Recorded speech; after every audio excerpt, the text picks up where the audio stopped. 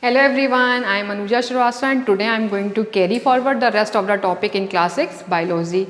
So in previous video I taught you about the steps which is involved in the digestion, and today I am going to teach you that steps in detail, that how digestion takes place in the different parts of alimentary canal.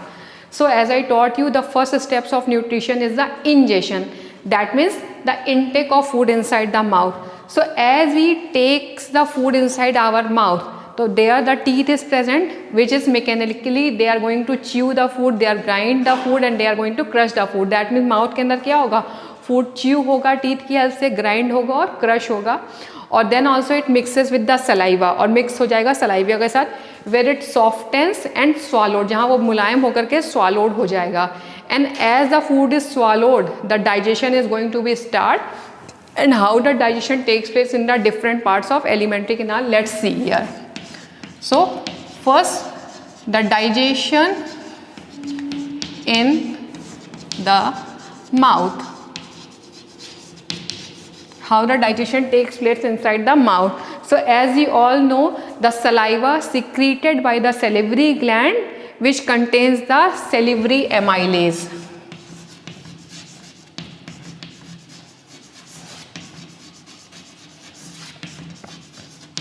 And the salivary amylase, it helps in the digestion of carbohydrate,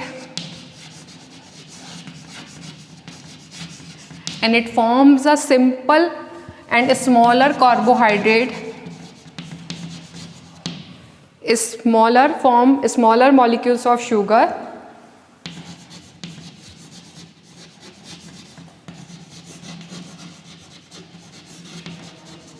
like maltose.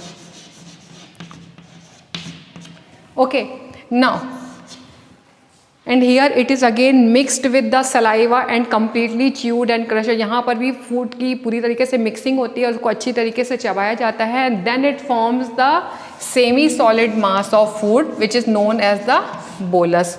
That means now the bolus is ready inside the mouth, and this bolus is now transferred into the stomach, from mouth to the stomach through the esophagus. That means now let's see how digestion takes place in the stomach.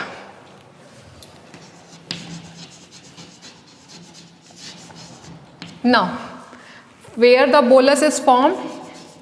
In mouth. The bolus is ready. Bolus mouth में ready हुआ, और bolus mouth से कहाँ जाएगा? Where it goes? It goes to the stomach. How it goes from mouth to the stomach? Here one part of alimentary canal is used which is known as the esophagus. Okay, and this bolus passes from mouth to the esophagus through one movement which is known as the peristalsis movement.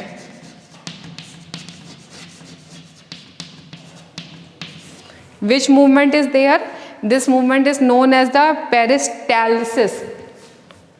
Okay, now what is peristalsis exactly? Exactly what happened when the food is chewed. जब food आता है esophagus में, तो esophagus is a muscular structure.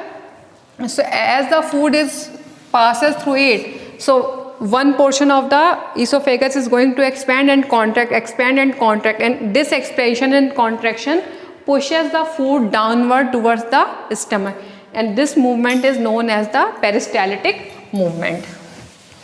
Now, what happened in the stomach and how digestion takes place in the stomach? So as I told you, that wall of stomach, it secretes gastric juice. Wall of stomach, it secretes gastric juices which contains HCl, pepsin and renin. Okay, now this HCl, it kills the bacteria.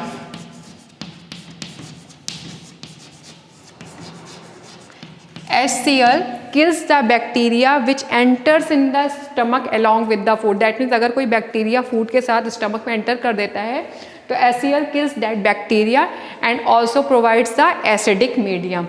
Now what is the function of pepsin enzyme? So pepsin enzyme, it works on the protein. How it works on the protein? Exactly, protein is the complex form, तो digestion है, it is going to break into the simpler form. तो pepsin जो हो रहा है, pepsin क्या कर रहा है? It is going to break into the simpler form in proteoses and peptones.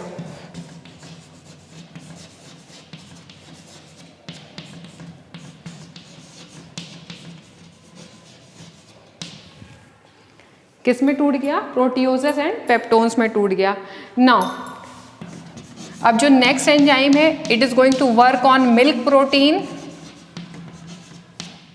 And the name of enzyme is rennin.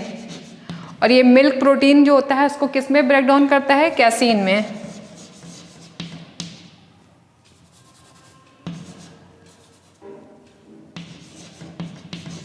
That mean stomach में इतना फंक्शन हुआ.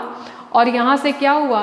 स्टमक की जो वॉल होती है वो बोलस को चर्न करती है, उसको चर्निंग करती है, जैसे मिक्सी में चर्निंग होती है, और उसको चर्न करके क्या बनाती है? पल्पी सूप टाइप स्ट्रक्चर बनाती है, जिसे हम काइम कहते हैं. और that chyme is passes into the small intestine.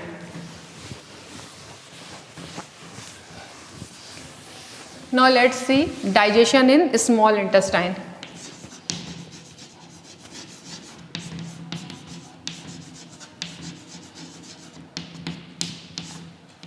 So small intestine में अब क्या आया आपका?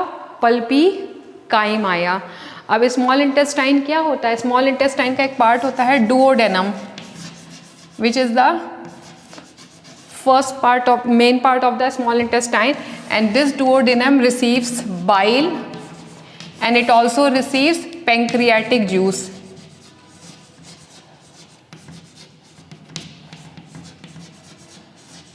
बाइल कहाँ से आ रहा है? ये स्टोर है गॉल ब्लैडर में, और pancreatic juice from the pancreas. Now अब बाइल का क्या काम होता है?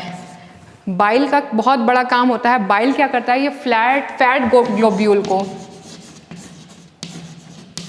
दैट मीन जो फैट के बड़े बड़े मॉलिक्यूल्स होते हैं उनको क्या करता है? ब्रेक डाउन करता है इमल्सिफाइड फैट में.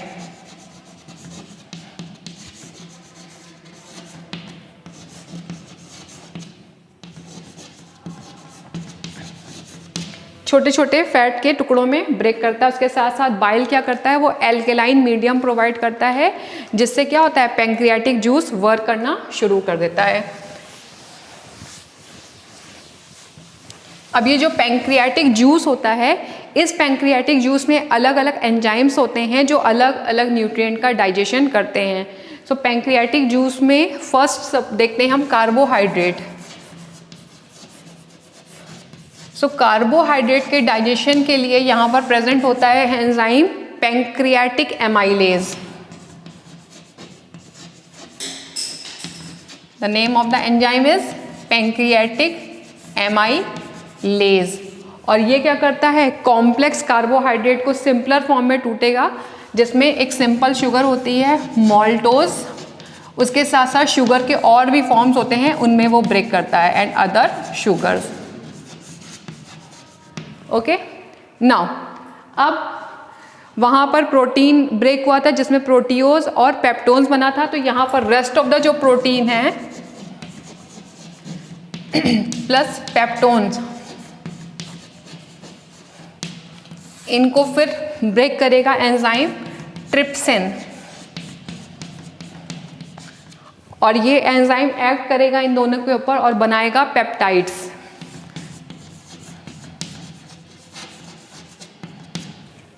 ओके. नाउ अब जो इमल्सिफाइड फैट था जो बाइल के थ्रू बना था,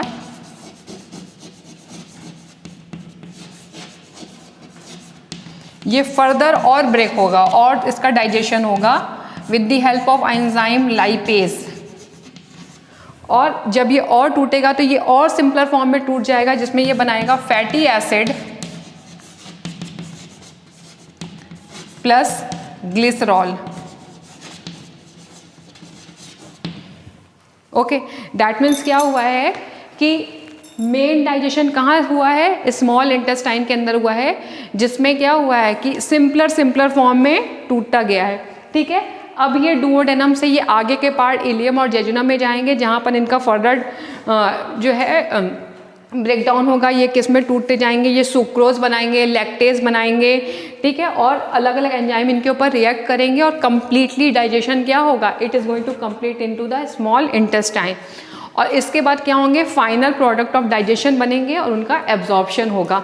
सो that means digestion is going to complete into the small intestine, and rest of the thing, that means the final product of digestion and absorption assimilation, we will discuss in the next video. Till then, bye bye, thank you.